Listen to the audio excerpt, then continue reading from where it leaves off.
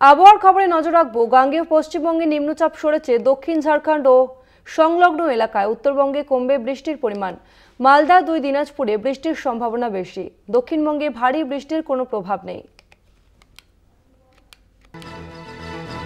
গাঙ্গেয় পশ্চিমবঙ্গে নিম্নচাপ সরেছে দক্ষিণ ঝাড়খণ্ড ও সংলগ্ন এলাকাতে। উত্তরবঙ্গে কমবে বৃষ্টির পরিমাণ। মালদা 2 দিনাজপুরে বৃষ্টির সম্ভাবনা বেশি। অন্যদিকে দক্ষিণবঙ্গের ক্ষেত্রে বৃষ্টির কোনো সম্ভাবনা নেই, ভারী বৃষ্টির কোনো সম্ভাবনা নেই দক্ষিণবঙ্গের জেলাগুলিতে, এমনটাই জানাচ্ছে আলিপুর আবহাওয়া দপ্তর।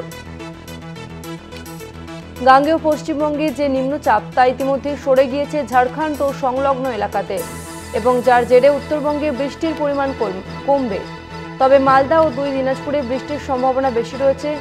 অন্যদিকে দক্ষিণবঙ্গের ক্ষেত্রে বৃষ্টির কোনো সম্ভাবনা নেই দক্ষিণবঙ্গের জেলাগুলিতে।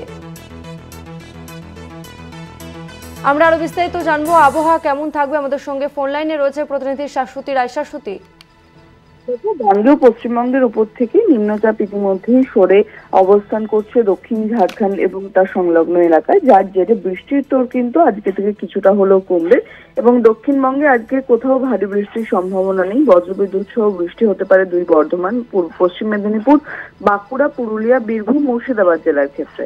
এছাড়াও উত্তরবঙ্গেও সেই অর্থে বৃষ্টির দাপট আজকে অনেকটাই কম থাকবে। মালদা এবং 2 দিনাজপুরে কিছু অংশে বৃষ্টির সম্ভাবনা বেশি থাকার কথা জানাচ্ছে আলিপুর আবহাওয়া দপ্তর। কার্যত বলা যায় যে ধীরে ধীরে পরিস্থিতি ঠিক হলো। আগামী সোমবার থেকে আবারও কিন্তু দক্ষিণবঙ্গে বৃষ্টি জারির সম্ভাবনা জারি, কারণ মৌসুমী অক্ষরেখার অবস্থান এখনো পর্যন্ত গাঙ্গেয় পশ্চিমবঙ্গের ওপর রয়েছে। ধন্যবাদ শাশ্বতী।